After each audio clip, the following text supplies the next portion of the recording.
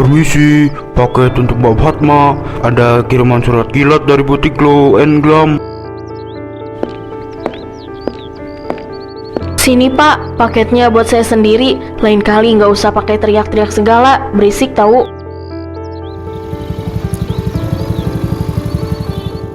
Kok pakai dikirim lewat kurir segala sih? Cuma surat tagihan doang.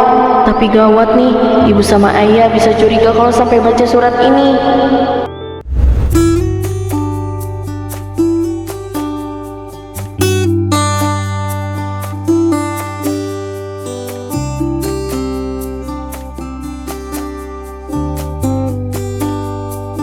Wah, mewah banget tasnya. Ini dia yang aku cari. Kalau aku pakai ini ke kampung, pasti tetanggaku bakal pada kagum. Mereka bakal ngira aku sukses pas kerja di kota, bukan cuma jadi babu. Tuh kan, kalau dipoto pakai barang mewah itu jadi makin kelihatan keren. Fix aku sewa tas yang ini aja.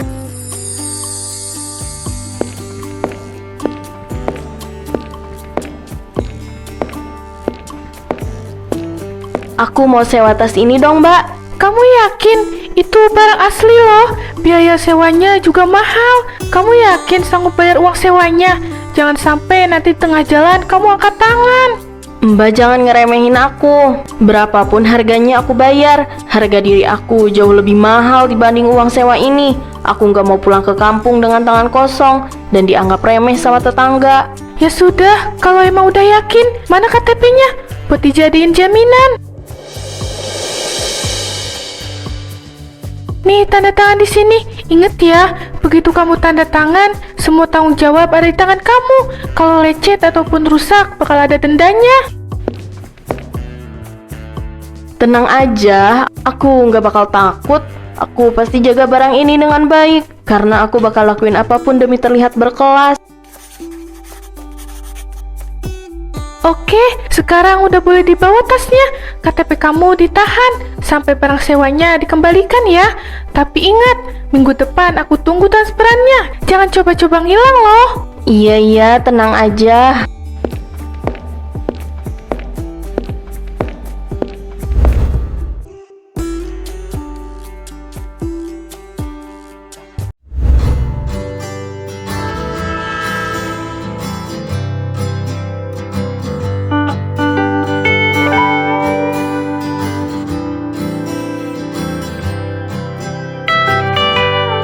Duh, berat banget kalau aku harus bawa koper gede gini. Aku nyari porter aja deh buat bantu bawain barang-barang ini.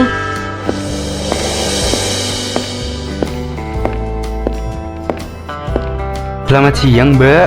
Apa perlu bantuan porter? Nah iya, aku cari-cari dari tadi malah nggak ada. Nih tolong bawain kopernya ke depan, aku mau naik taksi soalnya.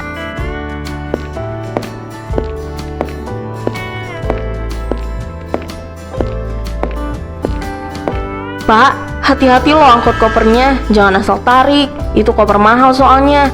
Isinya barang bermerek semua. Kalau sampai lecet atau kotor, Bapak nggak bakal sanggup ganti meskipun kerja setahun di sini. Iya, Mbak, tenang aja. Ini juga saya pegang pelan-pelan kok. Berat sekali. Memang isinya apa aja, Mbak? Isinya barang-barang dari butik internasional. Orang kayak aku kan nggak mungkin pakai barang sembarangan. Pokoknya Bapak kawal ya sampai depan pintu gerbong. Jangan sampai tas ini tersenggol orang-orang kumal. Baik, Mbak. Mari lewat sini supaya tidak terlalu berdesakan dengan penumpang yang lain.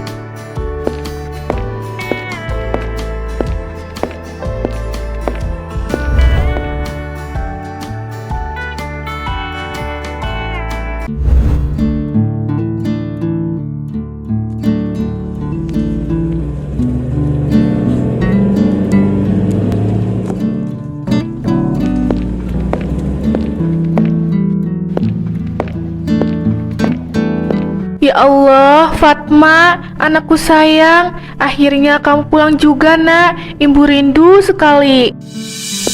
Duh, Ibu, hati-hati dong, jangan main peluk-peluk aja. Lihat nih, baju dan tas aku bisa lecet semua kalau Ibu deket-deket. Ini barang mahal loh, Bu.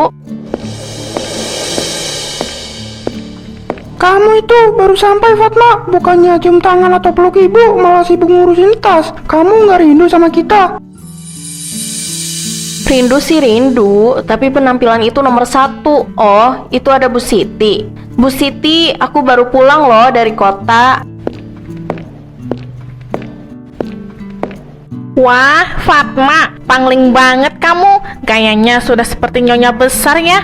Tasnya juga mengkilap sekali. Pasti harganya jutaan ya. Hahaha, jutaan. Aduh, Bu Siti, ini harganya bisa buat beli sawah berhektar-hektar. Aku tuh di kota kerja sebagai manajer. Jadi barang begini udah jadi kewajiban biar nggak dipandang sebelah mata sama orang-orang. Oh, begitu ya. Ya udah kalau gitu, aku permisi dulu ya.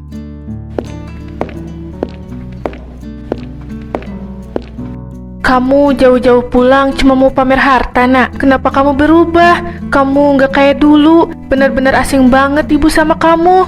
Nak, tolong jangan terlalu besar kepala. Tidak baik. Kamu harus tetap rendah hati, Nak. Zaman udah berubah, Pak. Bu, kalau nggak kelihatan kaya kita bakal diinjak-injak orang. Udah ah, ayo masuk. Aku mau istirahat di dalam.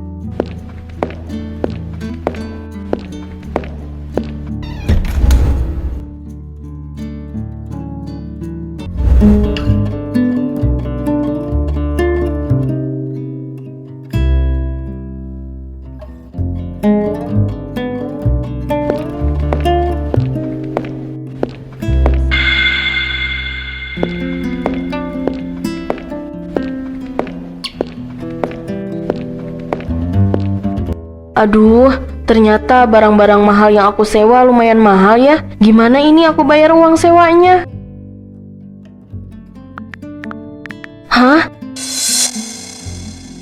10 juta? Gila. Kalau aku di sini 2 minggu, berarti aku harus setor 20 juta. Cuma buat uang sewa tas doang. Dari mana aku dapat uang sebanyak itu? Aduh.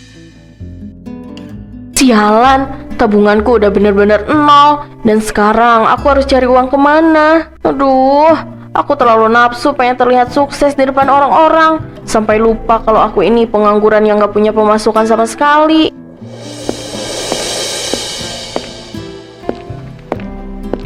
Tapi kalau aku jujur sekarang, mau ditaruh di mana mukaku? Bu Siti sama orang-orang sini pasti bakal menertawakan aku habis-habisan kalau tahu aku cuma sultan gadungan yang pakai barang sewaan. Kamu ini benar-benar pembawa sial sekaligus penyelamatku sih. Aku harus tetap terlihat kaya apapun caranya. Kalau perlu aku akan terus bersandiwara sampai aku menemukan jalan keluar dari kegilaan ini. Besok aku harus tetap pasang muka tembok. Jangan sampai ada yang tahu kalau di balik tas mewah ini aku nggak punya uang sama sekali.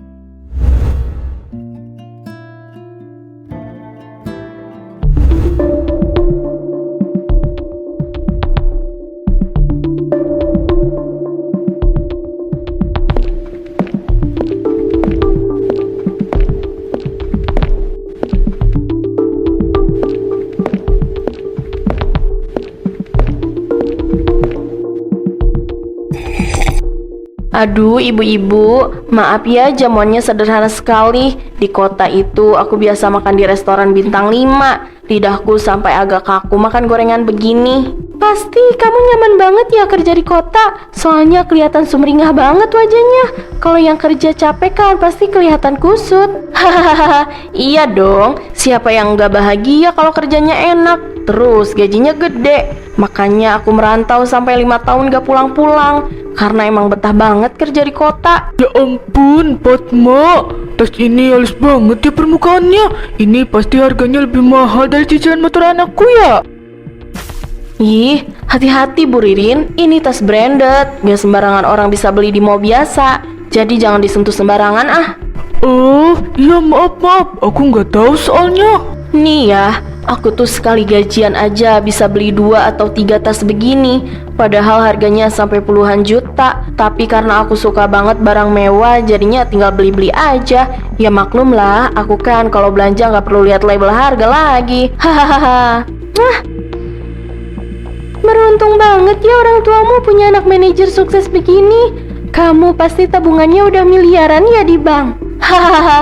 Ah, Itu mah rahasia dong, Bu. Gak enak kalau terlalu terbuka soal uang. Pokoknya nanti kalau aku balik lagi ke kota, ibu-ibu titip aja mau model apa. Nanti aku belikan satu-satu buat oleh-oleh kepulanganku berikutnya. Wah, serius Fatma? Duh, baik banget sih kamu. Kami tunggu ya, jangan sampai lupa loh. Fatma, jangan bicara yang muluk-muluk begitu. Ibu ini ngomong apa sih? Orang lagi senang-senang malah diganggu. Udahlah, mending ibu buatkan kopi lagi. Tamu-tamu ini harus dilayani dengan baik, biar mereka tahu anak ibu ini orang terpandang.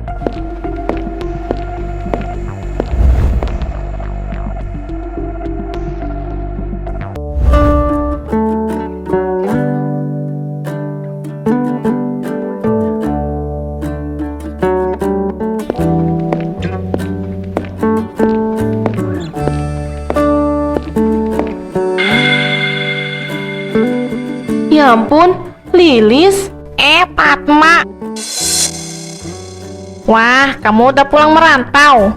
Iya, aku baru pulang kemarin. Aku mau ayamnya 2 kilo ya.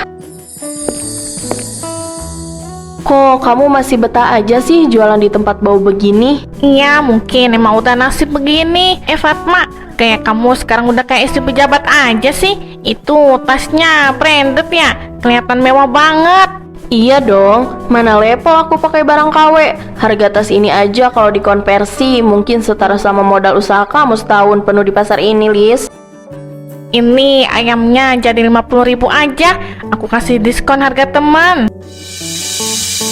Aduh, gimana ini? Ternyata aku nggak punya uang.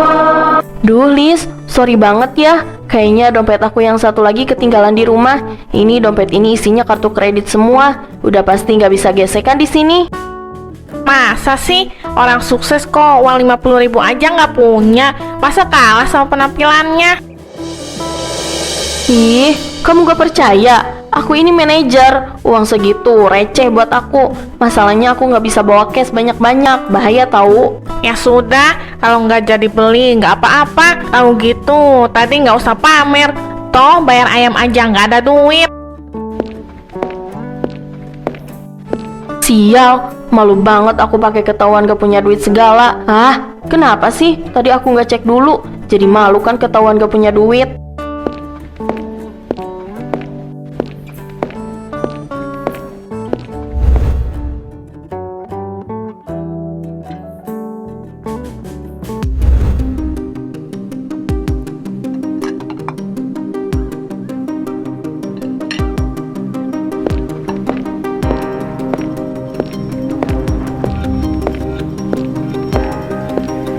Bu, aku nggak nyangka banget kalau orang-orang di sini pada kagum ya sama aku. Mereka tuh pada norak ya. Tiap kali ngeliat tas mewah aku pasti pada nanya harga. Padahal udah jelas banget kalau tas yang aku pakai itu tas mahal. Harganya aja sampai puluhan juta. Sebenarnya apa tujuan kamu pulang, Fatma? Kenapa kamu begitu sombong sama kemewahan itu? Kamu lupa ya, waktu Bapak masuk rumah sakit tahun lalu dan kita butuh biaya, kamu bilang kamu nggak punya uang sepeser pun. Ibu ini gak ngerti dunia modern ya. Penampilan itu modal utama, Bu. Kalau aku nggak kelihatan sukses, orang di kota nggak akan mau memperkerjakan aku. Di sana itu siapa yang penampilannya dekil bakal diinjak-injak seperti sampah.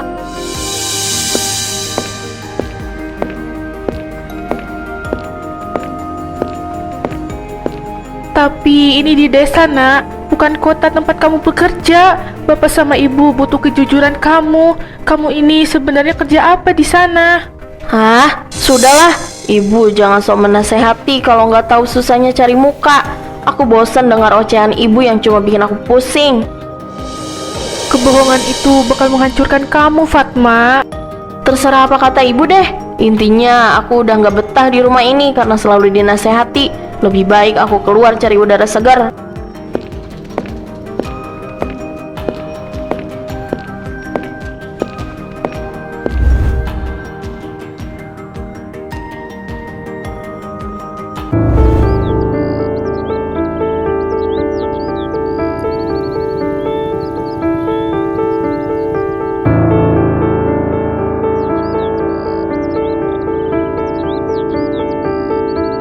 Permisi, paket untuk Mbak Fatma. Ada kiriman surat kilat dari butik Glow and Glam. Sini Pak, paketnya buat saya sendiri. Lain kali nggak usah pakai teriak-teriak segala, berisik tahu. Kok pakai dikirim lewat kurir segala sih? Cuma surat tagihan doang. Tapi gawat nih, ibu sama ayah bisa curiga kalau sampai baca surat ini. Surat apa itu, Nak? Ini cuma dokumen kantor ya. Biasalah, bos aku di kota butuh tanda tangan aku. Ayah nggak usah ikut campur, urusan kerjaan doang ini mah. Kamu yakin? Jangan bohongi ayah. Fatma, coba sini ayah pengen baca sebentar. Ih, ayah, apa-apaan sih? Jangan kepo gitu deh. Ayah masuk aja sana, jangan bikin aku pusing.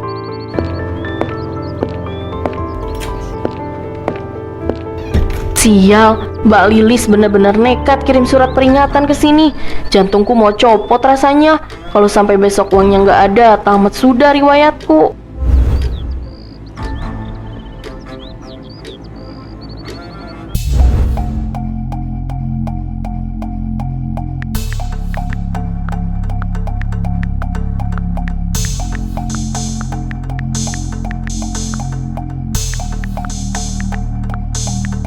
Gila, aku bener-bener harus bayar 10 juta malam ini juga. Uang dari mana coba? Sisa saldo aku bahkan gak sampai 100 ribu. Halo Mbak Lilis, ini aku Fatma. Mbak, bisa nggak pembayarannya aku tunda dulu selama 3 hari? Di sini sinyal banknya lagi susah banget, Mbak. Gak ada alasan, Fatma. Kamu pikir barang mewah itu belinya pakai daun? Sewa tetaplah sewa. Kalau dalam 24 jam uang gak masuk, jangan salahkan aku. Kalau aku kirim orang ke alamat sesuai KTP kamu. Tolonglah, Mbak. Aku mohon banget. Jangan sampai ke sini ya, Mbak. Harga diri keluargaku taruhannya. Aku janji bakal cari pinjaman secepatnya. Sumpah. Harga diri, kamu sendiri yang gadai harga dirimu demi tas itu. Besok pagi kalau belum lunas, siap-siap aja satu kampung tahu kalau kamu itu cuma tukang sewa yang gak ada modal.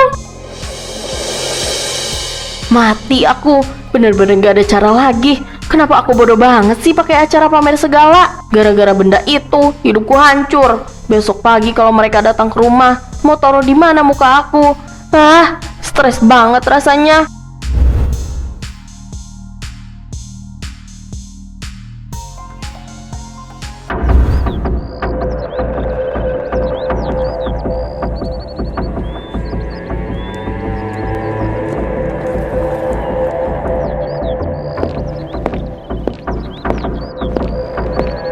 Berhenti, jangan lari kamu Fatma. Mana tas channel milik Putih Glow and Glam? Kamu udah nunggak sewa 2 minggu.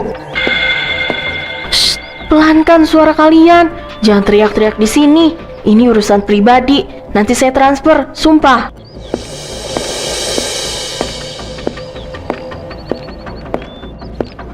Apa? Sewa? Jadi tas yang kamu pamerkan itu cuma barang sewaan, Fatma? Kamu bilang itu punya kamu.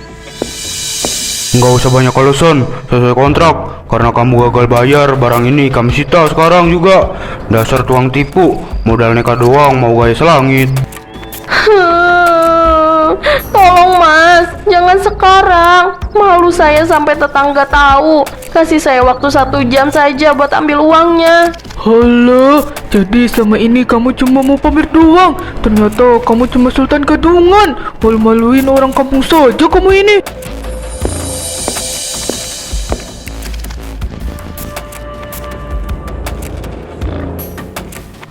Penipu gaya elit, ekonomi sulit. Ternyata cuma tukang sewa barang mewah biar kelihatan kaya. Malu. Cukup, diam kalian semua.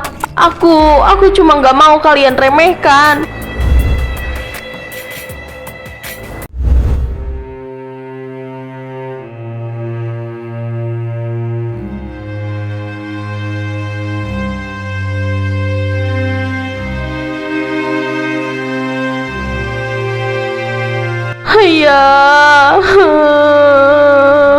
Ayah, ampun ya. Bu, maafkan Fatma. Fatma udah bohong sama kalian, sama semua orang di kampung ini. Fatma bukan manajer. Fatma udah kena PHK sejak 3 bulan lalu di kota. Jadi karena itu, kamu pulang bawa barang sewaan.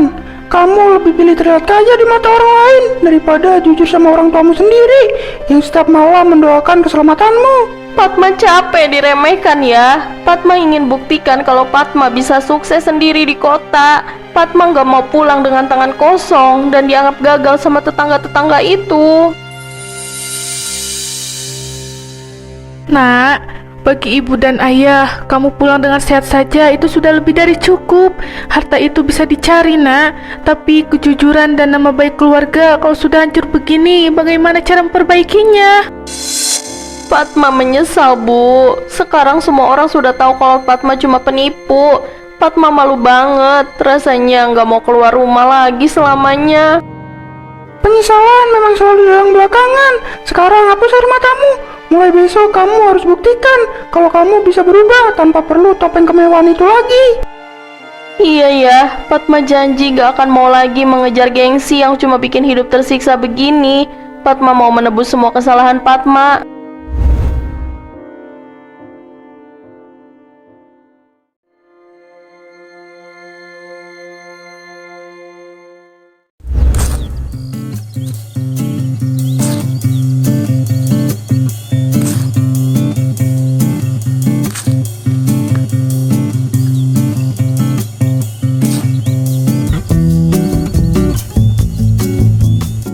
Bu, lihat nih, bibit cabainya udah mulai tumbuh.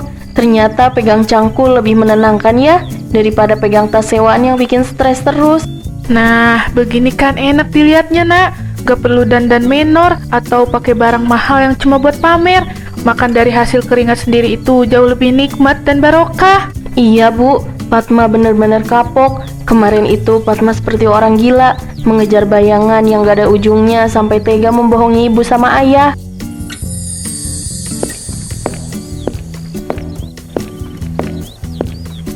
Sudahlah, yang lalu biarlah jadi pelajaran. Tetangga mau bicara apapun, biarkan saja. Yang penting, sekarang kamu sudah kembali jadi Fatma yang dulu. Anak ibu yang jujur, dan yang terpenting selalu mau berusaha. Hah, betul Bu. Mulai sekarang Fatma mau fokus urus lahan ini saja. Biar aja mereka panggil aku tukang sayur. Yang penting hati tenang dan gak dikejar-kejar tagihan lagi. Udah yuk, kita istirahat sebentar. Jangan terlalu semangat, nanti energinya keburu habis.